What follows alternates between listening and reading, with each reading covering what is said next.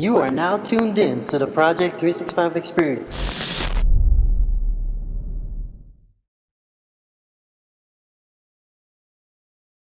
Like Barney, for Christ.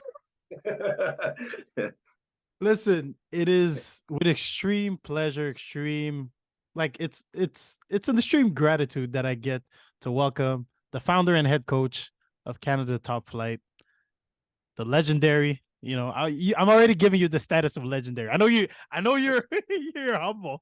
I'll give you the status of legendary. Tony House, welcome, Tony. Thank you so much for making the time. Anytime, Coach O. Appreciate it. Love talking hoops. Love building the game. Let's go. For sure. So, I mean, I'm keeping up with everything that you guys have, and like there has a lot of stuff that's on your plate right now. Like what's been going on in the Ottawa region? Yeah, no, like Ottawa region again, like, we're just doing our thing, at the end of the day, even with starting CTA was just it's a labor of love. I'm from Ottawa, born and raised. And, I thought that we were losing a lot of our best kids to prep schools in Toronto and the States. And I always thought if we kept our best kids here, I think we could do a pretty good job. And, it's wild how we kind of came out of the gates and, kind of prove people, that Ottawa can do more than just hang. But for me, again, being born and raised in Ottawa, just want to give, local kids, but, every kid a chance to do his thing and achieve his goals. And as I said, you build it with the right people, the right way. And, I couldn't be more proud of what we've been able to accomplish in the last 7 years. And man, it's gone by. It's our year, but yeah, there's still lots on the go. Just, even just building, our circuits, Drew Ebanks and Kurt McLean. And as I said, the job's never done. It's a very competitive space, prep schools and leagues and platforms. But at the end of the day, man, kids can't complain with the opportunities that we've been creating. It's so funny that you're saying that because I was just talking with a coach today, and we're talking about how there's so many opportunities for kids, right? Like I remember when I played, and I'm making it seem like I'm like super old, but like when I played, if you got cut from your high school team, you weren't playing basketball. You were probably playing at recess, working on your game. You were going to Walmart, buying yourself a ball, and just training yourself. But now, if you're looking at the platforms, like you said, in terms of playing and exposure, and you're looking at just the opportunities where every kid, if they want to now, they could go get a trainer. They could play on a club. They could play for their high school. They could play for. So it's just like, how much has the game changed since you started getting into it? Well, no, I mean, for me, I mean, when I played, it was peach baskets and there's still, laces on the ball, but I'm not that old, but no, I mean, it's amazing. The game, it continues to grow, in Canada itself. We've really kind of, been, a global presence. You look at the world, just the World Cup there, and if we get our best guys together at the highest level, we're going to medal. We're going to medal in the Olympics. But, you take it back to the grassroots, and there's just, other than soccer, basketball and soccer, the most, participant oriented sports. And, great coaching, the kids are keen, and we're creating these opportunities to get these kids to whatever level they want. Forget about the league and the association. I mean, we've got, a number of going to the NBA, but, I think the game is as healthy as it's been. I would argue that it's a bit watered down at kind of the level, with reps and the different types of platforms. But no, I think we're growing it, and yeah, as I said, like as you mentioned, if you didn't make your high school team, you got club now, you got prep. There's just so many options, and it can't be a bad thing for a kid because we got a house or a place for kids to play at all levels now. Mm-hmm. Let's do a bit of history on Coach Tony House. I did my research. You got the opportunity to play at the University of Manitoba for a little bit, and then you get the chance to go back to Ottawa. Obviously, I have to mention this for the kids. Graduated, got his BA, right? Because we do love kids who graduate. We love that. but you get the opportunity to play 3 years at the University of Manitoba, and then you come back to your region. So why, why, what pushed you to be able to kind of like start everything that you started at CTA? Yeah, well, as I said, I mean, basketball, growing up, my late father got me involved in the game. He was a, Carleton University Athlete of the Year, Hall of Famer first time. His and John Love's jersey are the only ones hanging in the Ravens nest. So I was inspired by my father, just to play. And then the natural progression is once you play, it's like, okay, still love it. So what do I do? So Yeah, when yeah. we started, so back even in the day, I got to try out for the national team and Olympic team. Got to meet a whole bunch of guys, obviously through that. And one of my best buddies is Leo Routens. He continues to be one of my best friends. So we actually started the Routens House basketball camp. And it's been going now for 34 years, and it keeps going. So you kind of find your little niche. So after playing, the natural progression is getting into coaching. So Mm-hmm. I got into coaching early. I was trying to get into teachers college, never got into teachers college, unfortunately, but it's worked out pretty good. So you start coaching, and I loved it.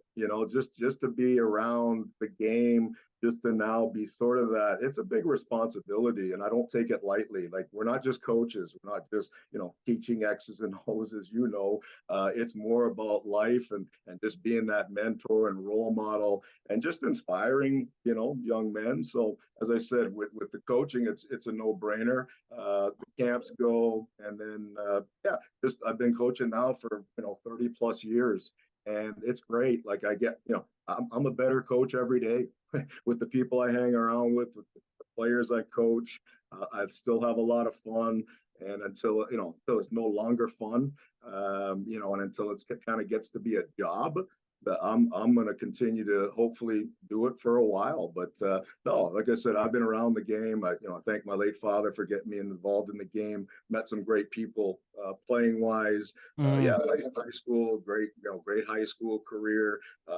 University, made it to the Final Four in the CIU back in those days. But it's all about friends and memories. When you really cut to the chase, championships are always beautiful, but it's the friends and memories you make, and I've made a lot of really good friends and a lot of memories from the game. I'm it's so great to hear you say that. And I'm gonna continue down memory lane a little bit.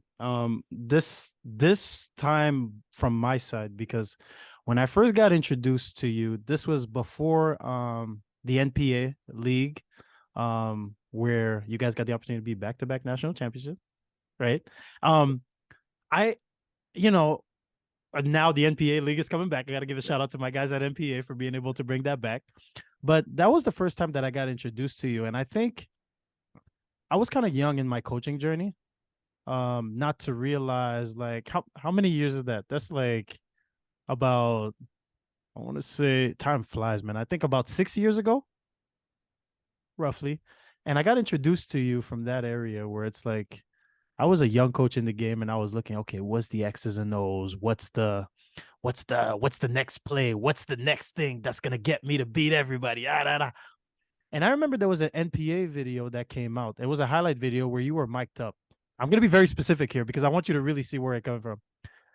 It mic'd up, and I was like, okay, here's a coach of a national championship caliber team, and he's gonna say stuff that is going to be help me have the secret sauce. He's gonna say the secret sauce.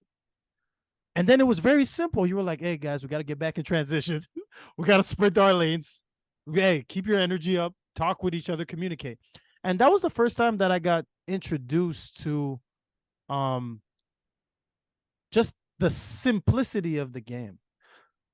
Because I think a lot of times, like, as coaches are coming into it, you think everybody has like a play that's going to beat everybody and all that kind of stuff, right? So that was very eye-opening for me. So I want to ask you, at what point did it kind of click that it wasn't really about just X's and O's? It takes a while because you always want to be, always be better every day, and you think it's X's and O's, and yeah, you got to know the game, but you also just have to have relationships with your players. There's that intangible where if they're not going to run through the wall for you, they got to buy in. you know, Mm-hmm. and you also, the great thing about prep is that you get to recruit for your style of play, right? So it's kind of similar to university. Like I like to play, you know, high tempo transition, and you know, in the old high school coaching days, you got the kids in your neighborhood, so you got like Right. every year you may have to change your system, but really there's no secret sauce. I'm kind of like a big John Wooden fan to say, you know what, let's play our game, and other teams will have to adjust to us. Like if Mm-hmm. we do well, you know, like yes, you're going to have some in-game adjustments, and yeah, you're going to go over film, and you're going to be prepared, but do the things that you do well, because Mm-hmm. at the end, that's what's going to win you basketball games. So when I say sprint the lanes, it's not running, it's sprint mode, and be aggressive, both ends of the floor, defensively and offensively. And you know, we say defense wins championships. It really does. I mean, if you know, you're gonna have some bad nights shooting the ball. Tell my players all the time, you're gonna have bad nights, but you should never have a bad night on the defensive end. There's no excuse not to play good defense. And you know, you can talk to every coach, and I think that's the analogy. Like defense wins championships. Be aggressive. You know, be a dog, and just fight and compete. And as you said, X's and O's for sure. You know, you got to have tactical, you know, Mm-hmm. but you got to skill the guys up too. You know, there's technical and then there's tactical, and there's got to be a balance. But if you don't do skill work, you know, those X's and O's, like that guy can't dribble it to there, pass it to Yeah. there. And if the guy can't make a layup, your X's and O's are useless. So we spend a lot of time skilling people up. We want to make sure that they're, you know, they get better every day. But when you're looking at like an actual secret, you know, secret sauce, there's really nothing. Just, you know, build relationships with your players and make sure they buy in. The culture's, you know, culture's strong. And then at the end of the day, yeah, like they better, you know, I'll run through a wall for you guys. They better run through the same wall, right? Mm-hmm. And it's so funny because I could feel it when you coach. You know what I'm saying? Like when, like when a coach is connected to their players. And I think like a lot of times, like when I started coaching, when I forget about the athletes, if I didn't feel like there was a connection between the coach and the players, on my side, I was like, okay, I'm gonna put a lot of pride into me being more connected to my players than the other side. Off of that only, I sometimes felt like I had an advantage. And it's crazy because like you don't really realize that until later. Because I remember having like the playbook. I'm like, yo, we're gonna have 3 different presses. We're gonna run this plays. We're gonna run all that. But it was really eye opening. So I could feel it, and I'm sure you're getting a lot of great feedback. Like from what I've heard, players love playing for you, man. So what do you think is how do you get them to really like understand, like in terms of building a relationship, like would you say like certain key points that coaches could be looking out for? But for me, I always tell them like it's a privilege to have you in my program, but it's also a privilege to be coached by me and be in my program. And there's got to be that line. As soon as it's crossed either way, I'll work my tail off for the guys, and they know that. You know, coaching is again more than just X's and O's. It's about, you know, so much more. You know, we are now, you know, child psychologists, sports psychologists, guidance counselors. Like we're, you know, I mean, you know, too, like I'm a father, you know, to some of them. It's just the reality of what it is. Like, you know, you're all in, and it takes, it's just the mutual respect. And I think it comes down to just, you know, working your ass off. You know, they get a feel that, you know what, you're my guy on and off the floor. It doesn't matter. And you mentioned like the graduation side, like, yeah, they're student athletes in that order. And they know, like, I've sat and I've suspended my best players. I don't care. If you want to skip class, you want to screw around in school, I don't need you. I got 12 other guys that are ready to go. So, Next you man know, up. it's like, Mm-hmm. it's life messages, right? So, but I think the really big thing is they got to know that, yeah, it's tough love. I'm going to coach you. I'm going to kick you in the ass, but also give you a hug when you need it. And I think it's kind of that balance, because I'm still old school. There's still some things that, you know, I'm Mm-hmm. intense. Like I don't like to lose, and my players they better match my passion, because you show me a happy loser, I'll show you a loser. I do not like that. So and they see that our practices, are pretty intense. You know, a hell of a lot tougher than games. And you know, you talk to my players, they know that, you know, they have to bring it every practice, because every game, you know, we don't play a cupcake schedule. Like we're not playing to get, you know, a 34-0 schedule. Like every game we play is high level, which is what we want to prepare them for next year, right? Yeah.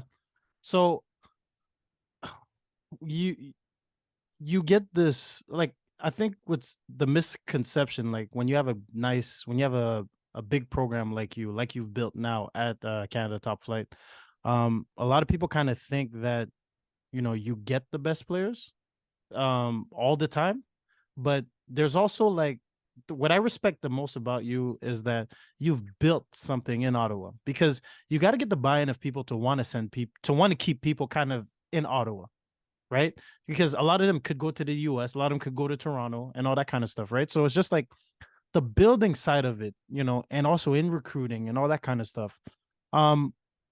What do you like? What's a selling point?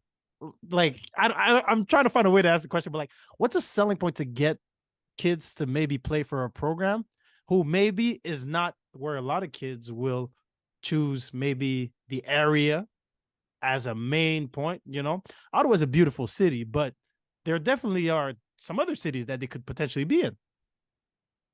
Yeah, no, I mean, you know, obviously, you know, reputation and pedigree, you know, and not just me, but you know, I have a great coaching staff, and I think at the end of the day, you know, we were fortunate enough that early, you know, we got the best kids from Ottawa, you know, like and they bought in. They wanted to do something special. It's easy to go to the States or Toronto and just, you know, join the dream team and a really good team. I think building something in your own backyard, representing your own city. And, you know, I mean, it gives me great pleasure to go out and beat, you know, some really good, you know, programs in Toronto and the States. And I think you know, as I said, like, you know, got great coaching staff. You know, obviously, again, you know, we're one of the, well, you know, we're both one of the only two nationally sponsored Nike schools. There's things that go into play, but I think, you know, the reputation, all you can do is your best, and I think we've sent, you know, most of our players to the next level, and I think it's the fit too. Whether you're going to U Sports, whether you're going to JUCO and D1, D2, we've sent our kids and they're prepared. You know, and I think it's off the court too. When you talk about a prep school, it's not just prepping them for the next level on the basketball court, but it's time management, it's study habits, it's all that. So if I look, I'm really proud of not just what they do here, but at the next level, they're successful. You know, all my guys are, you know, now they're starting to play pro. You know, you got JD Muya, you got Aiden Warnholtz, even that go back to, you know, my Ottawa Elite days with Lloyd Pandy. You know, like, I mean, there's just some really amazing Ottawa kids, and I find them, you know, back to being humble and hungry, because they play with a little bit of a chip on their shoulder, because we're that redheaded stepchild in Ottawa. Yeah. So, Yeah. like, we got a lot. We always have to prove ourselves. So, and I think, yeah, like I said, we're just fortunate enough. You know, we recruit high character, no maintenance kids, and they all have to have the same goals. And yeah, and the buy-in is there. So the listeners would be mad if I didn't ask you, like, so talk about this year's group, because high profile, multiple players with D1 interests. It's taking some time to get to that, but now you're kind of at a stage where these guys are ready to showcase what it is, ready to showcase for their city, but give themselves an opportunity to go play at the next level. So let me ask you this. In recruiting, what makes that group so special? I think it's sacrifice, right? Because anytime, and you guys know Orangeville, like there's been a lot of successful programs. There's egos, man, and they got to drop them for the common goal. And, you know, at the end of the day, you know, everyone's got their own personal goals. Yes, they want to get scholarships. Yes, they want to play in the biosteel game. Yes, they want to make the junior national team. Yes, all that stuff. It's a lot easier when you win. You know, I mean, from my standpoint, I recruit champions. I want kids who have won before. Like, they sacrifice. They're not getting 35 points a game and then they're losing. You know, you need to have everybody just sacrifice. I think that's the biggest word, and just find their roles and what it's going to take to win. So, first day I give them their, what are your goals? And, and everybody says, I want to win a championship, okay, how are we going to do that? And then what are your personal goals? And, at the end of the day, we all have them. Yeah, it comes back to just, I think, sacrifice and just kind of having a championship culture, when you have, we've slipped a bit. When I say slip, we used to be in the top 2 or 3 in the country in the first 4 years. And then, pandemic, I think, kicked crap out of a lot of programs. Yep. And, we took a couple of steps back. But, I think this year, I feel pretty good about the core that we have coming in. But they still have to remain humble and hungry because, yeah, like there's, I'd say we're in the top 10, and I think it's early right now. Once I get Ben back, he's my beast. He was hurt the last few weeks, not having him in the lineup the last few weeks, but there's no excuses. Next man up, and you just got to play. And it's early, but it's like that for everyone. Right. I'm sure people are injured, people are missing, people are, it's no one wins a championship in October. But, at the end of the day, I like this group. Start kind of judging us, in November and December. And then you don't want to be peaking too early. You want to play your best basketball in February. So that's the goal. And also in recruiting and having all these kind of players, all these players at this kind of level, your practices must be, like you said it a little bit, but your practices must be intense. Love it. More. Oh yeah. Yeah. Well, I've got 2 teams. It's actually pretty good. I've got my red team and my gold team. They practice together, so I got 19 guys. And of course, you're never going to have 19 with the unfortunate injuries, sickness, all that stuff. But yeah, our practices, I love them. I absolutely love them because they got to bring it every day. And they know that, iron sharpens iron. I've always said, if you're the best guy in your gym, it's time to find a new gym. And that's what we try to do. We have, I don't think we have any like superstars, like studs, but, like our coaching staff and our trainers, I mean, I don't think we need we don't need 5 stars. We'll make a 3-star, 4-star. We'll coach them up, and then, we run our stuff. And I think, again, we've got a pretty good culture, and the proof's in the pudding, but it comes through hard work and it's practice. You can't expect to practice tough if you can't play tough if you practice soft, as they say. So So talk about the importance of competition in today's game, because I kind of find like it's easy. We kind of talked a little bit about the different options, and it's like, in a way, if I don't like this specific situation, or I'm not getting what I think I need, and you touch a little bit about sacrifice, which is a part of it. Talk about how important it is to like compete. You chuckle. Well, Tony, and again, for those and who didn't see this, Yeah. Tony chuckled at the competition. No, I mean, the problem is that, and I'm not going to say we have a soft generation, but let's say it's a softer generation. I will argue that for whatever reason. And I think the problem, again, I'm not going to point to parents and, the internet and social media and all that stuff and teen mental health. I get all that.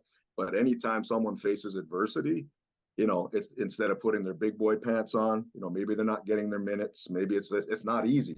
And my late father had he had the best line, son. No one said it was going to be easy. So and the reality is the kind of, to your point, is that you're going to have competition, and my best player on my prep team next year could be a red shirt at the next level. Like, you have to compete. I look at Braden O'Connor from 2 years ago. He's an absolute stud, one of the best guards I've ever coached. He goes to UMass Lowell, and he's playing 4 or 5 minutes as a true freshman, and then at the end of the day, like Braden, he works his ass off.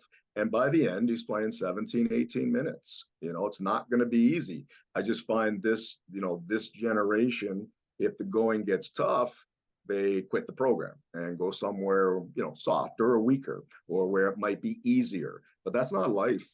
because I don't care. Everything's a competition, right? Whether you apply for a job, whether you go after a girl, like it's a comp. Like everything is a competition, and like for us in practice, everything is a competition. Every drill we do is a competition. There's a winner and a loser, and there's consequences when you don't win. But that's what life is. And I just find, to your point, is that you're going to have, like, the competition's just going to get stiffer and stiffer as you go.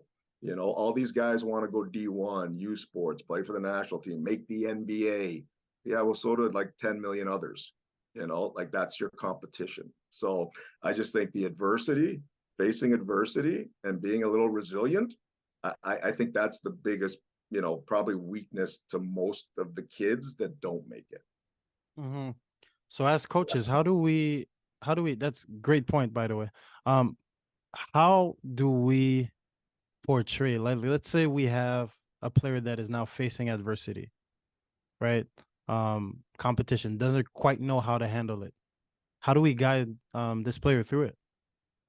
Yeah, well, it's communication, right? I mean, you always have players, and I always tell them, please don't come to me with, why am I not playing? Because, I'll tell you, I mean, be ready for the list. now it's like, Yeah. no, it's the way is, how can I get more minutes? So it's a different frame, right? So why am I not playing sounds like it's my fault, right? And, potentially it could be. But again, and we all talk about playing time, because I never promise one single second to any recruit. That's earned, right? So all of a sudden it's like, okay, let's use playing time as an example. How can I get more minutes? Well, who's playing over you? Jimmy and Johnny. Well, kick their ass. Be better than them, right? So, in practice, you just be better than them. And then all of a sudden, like, I am in control of the last minutes and stuff, but at the end of the day, I have assistant coaches. Now, if you're not impressing me, and you're not impressing the assistant coaches, because as I roam down the bench, I'm going, who should I play? Your name's not coming up in the discussion. so Yeah. at the end of the day, practice, you play hard. And the last part of it is that, maybe if me and my assistant coaches don't even actually, if you think you're getting screwed, well then, sometimes your teammates will come and go, hey, why aren't you playing Jimmy? Like he's so Yeah. if I don't think you can play, assistant coaches don't think, and your teammates don't think, so I think we're on, right? So that's the reality of what we face, because it's all about playing, right? It really is. And I mean, you need that to develop, but that's that one area where that's the biggest part of how a kid, because I've had really good players like that could have gone other places, start and play significant minutes, but they want to be part of something special, right? It's sacrifice. It always comes back to sacrifice. Yeah. So when it comes to, it's almost like, I think like there's almost like another layer to it that I think is not really explained to the players. And here's what I mean. Like, a lot of times, so I'm gonna base it kind of like how, from my playing experience. I remember having the mindset of, next game I'm gonna go off. Next game I'm gonna go crazy. I'm gonna score this many amount of points, this many. But going back to what you said, if you don't practice at the level that you're playing at the game, you can't, it's not an on-off switch. You can't turn it on off. And now here's the next thing to it that I think is not really explained to the players. You almost have to prepare for practices in a way, because I feel like the practices is where, in a team environment, you're going to be judged on, or you're going to be kind of like take into consideration on whether you could contribute into playing. There's that disconnect in between helping the players understand that you almost have to get ready for practices. Like, in practices, the way you practice is the way I'm going as a coach. I kind of like envision how you can play. But I don't think a lot of people kind of talk about that. So if players don't have that intrinsic motivation, I'm sure you could speak to that. We probably had super skilled players that were just that good, that they could play in games. But somebody else who maybe is not as naturally gifted and needs to work, how do we relay that message as coaches? to make them understand that part.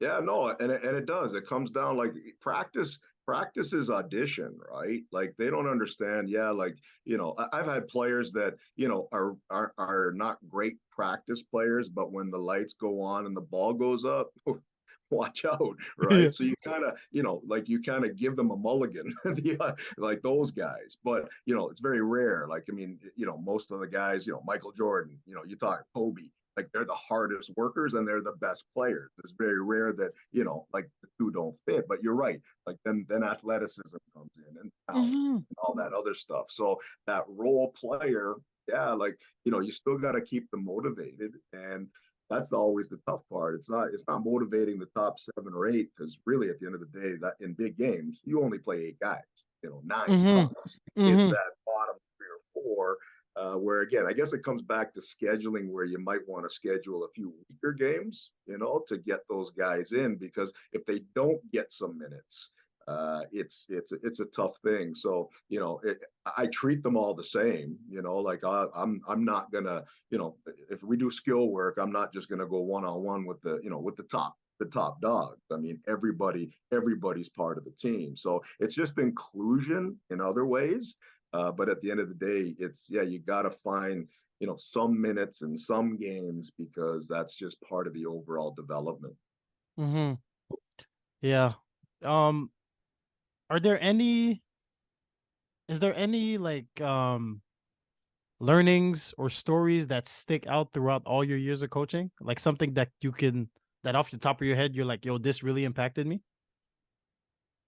You know what? It's the kids, right? Like it's Uh-huh. like every kid's different. I just get a sense of pride from you know the majority, like if not all of them. Like they all have you have a story about each kid. And even after 30 years, memory's a little, it's going 59. But at the end of the day, it's because you've won as a player, all that stuff. I love when the kids win, and Hmm. you get to play through them, and it's just a different feeling. Like it's that journey, man. Is it a tough one? Like you you grind from Yeah. September to March, and I mean at the end of the day, you have a chance to win something. It's just so, yeah, I mean it's so gratifying, and not just for the program and me, but it's actually just for the kids you've gone to war with for all that time, and didn't do all 30 seasons, but I mean at the end of the day, you just want to overachieve. But there's no, like, every I've got great memories about almost every kid that I've coached, whether it's on or off the court, individually, team. I can't think of really one that kind of just sticks out. Hmm. It's amazing. Coach House, I know you're busy. I know you drove all the way back from a game. Like you're doing these back and forths. Kids have to be thankful to have somebody like you. Thank you so much for taking the time. Final question for you. Just talk about future projects, things you have going on, obviously with your team, and you expended your expansion on the women's side as well, eh? I was reading up about that. Yeah. So it's pretty interesting. Yeah, no, like I mean, at the end of the day, we've got, I think on the male side, we've got, 4 teams this year, actually 5 if you count CTA West. So I've got, Coach Adam Huffman, who, good friends, met him through the NPA when he was at Notre Dame. And then, yeah, we just had a great opportunity. He wanted to say, look, like, can we work together? You ever thought of expanding out West? And I'm like, not till now, but I'll do it with you, And so CTA West, he's running an unbelievable grad. I've got 2 junior teams at St. Pius, my old alma mater, have a great partnership with Pius. And then we've got my 2 teams at Notre Dame, my red and gold. Schedule's packed. We're playing a ton of games. My juniors are playing in the NJC and the OSBA Junior Series. So my grade 9s and 10s are playing against the best 9s and 10s in the country in both those platforms. And then I'm busy. Yeah, like I got the Platinum Circuit. I just launched a new streaming service in Topflight TV, and yeah, like it's a lot. But you know what? It's like if you love what you're doing, you never work a day in your life. And I'm making a bit of a living with basketball, and I couldn't be any happier. Oh man, Coach House, so happy about everything you're doing for the region of Ottawa, in our nation's capital, but also for Canadian basketball. Very thankful even for me as a young coach to be able to see you do your thing, and still be able to like now be able to talk to you and like call you as a friend. So I really appreciate our talks. We've been having like those conversations. So really appreciate you. Wishing you good luck this season. Um, enjoy the journey because you know it goes by fast. You know that, but we The will. fun. That's the fun part, though. That's the fun part. But no, always a pleasure. Love talking hoops anytime, and reach out to me. Best of luck to your squad, except if you ever play CTA. I hope we hammer you. But no, love doing it. Always a pleasure. Appreciate you, Code House. Thank you so much.